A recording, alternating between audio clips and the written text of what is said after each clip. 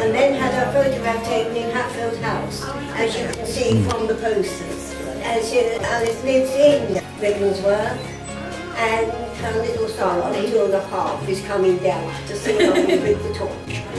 And you behind, that's not me. This is a perfect position for it, isn't it? Now Harry's turn.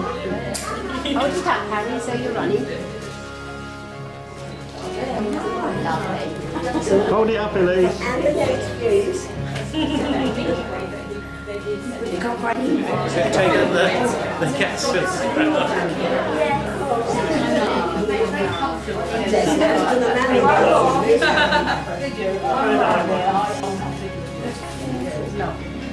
Thank you very much. Thank you.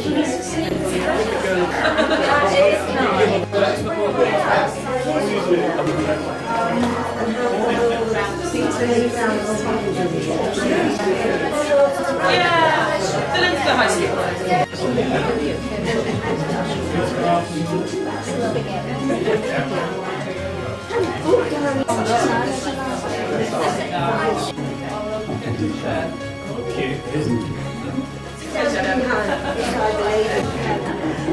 That's very lovely. That's lovely.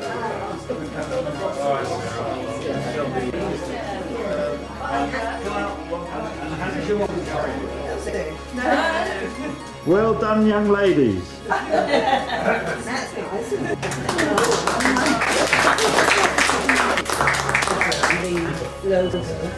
That's it.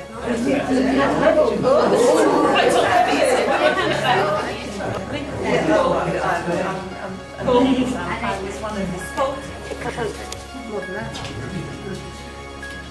10,000. Less than that. A little bit about what happened when she actually carried the torch. So Alice, would you mind this? No, of course not. Where do I start? Well, When you were first asked to do it, I should think. When you first yeah, okay. Well, I got, and that was over a year ago.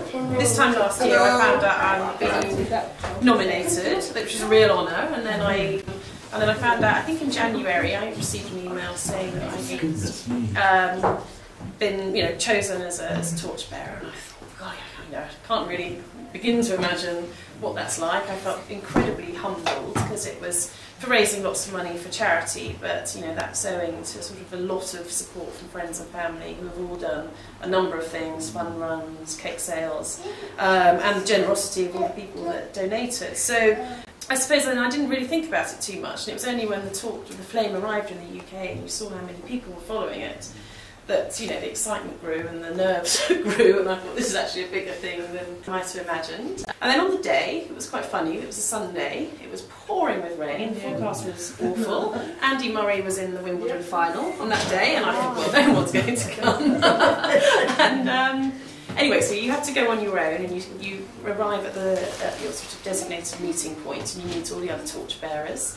And they brief you and explain what to do and encourage you to run if you can and wave at the crowds, and how to perform. And then we all get on a bus and then we sort of follow the route in reverse back to the start. And that's when we saw how many people had turned out, and we were absolutely amazed. It was really, really quite emotional then to see people who were so excited just to see a bus with you on it. And the starting point of my relay was at Hatfield House, and I had been told you know, there was a street where I'd be running with it. And when we got to Hatfield House, they said, right, you off the bus now. And I thought, oh, all my friends and family are in a different place. I'm never going to live this down. They're going to miss me. And I got asked to carry the flame through Hatfield House, which was a real honour and a real bonus because I wasn't expecting to do that. And it meant they got some great photos, you know, in a really iconic location. So that was fantastic. Bonus. And then I got back on the bus, got to the start of the point where I was expecting to be running, and all my friends and family were there, everyone was screaming, and then you have about 3 minutes to wait, so they drop you off and you wait for the next, the previous torchbearer to come, you know, and everyone wants their photo taken, and it was amazing. And then the next person arrives, you do the kiss, they call it, when you hand over the flame. And then they said, right, start running. I didn't really appreciate that it was quite a hill, and I set off at a pace that I couldn't keep up for very long. And I was very relieved when the security guards who ran alongside me could see the person ahead of me, the next torchbearer, wasn't quite ready, and they said, can you slow down? So I was, oh, if I have to. And then that was it. And then the bit that I hadn't anticipated, I thought then that would be over, and that you would then join your friends and family, but you get back on the bus, and then you follow the rest of the relay for that leg. So it's really nice, so you could see all the crowds sort of cheering everyone else on. And the sort of final official bit is they decommission the torch, so they remove the gas canister from it so that you can't run around the streets wreaking havoc. So yeah, and the end point was at the Hertfordshire Youth Games, so there were thousands of, you know, a couple of thousand kids there who were all so excited, and it was just a wonderful day. Absolutely wonderful. Well, we think Well done, you. Thank you very much. Raised all that, you saw the donation basket, didn't you? But we think you're wonderful to have raised all that, 43,000 already this year. I think we'll have to have you as a fundraiser for the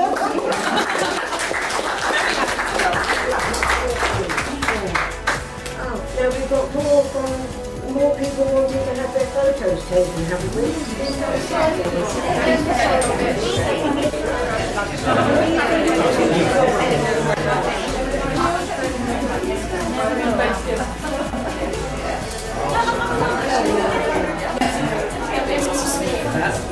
When you see it,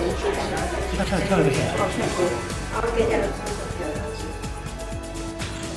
Even they can't automatically, don't mind. oh, really? That's very nice. There we go. That one? Yeah, proceed.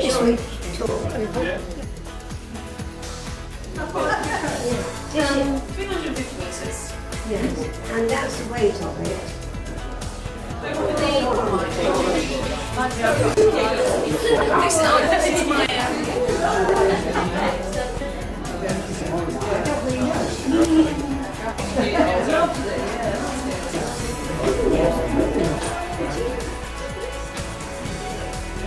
You'll have it. In Hatfield. Right, okay. Yeah, so we raised quite a lot of money. It was just my neighbour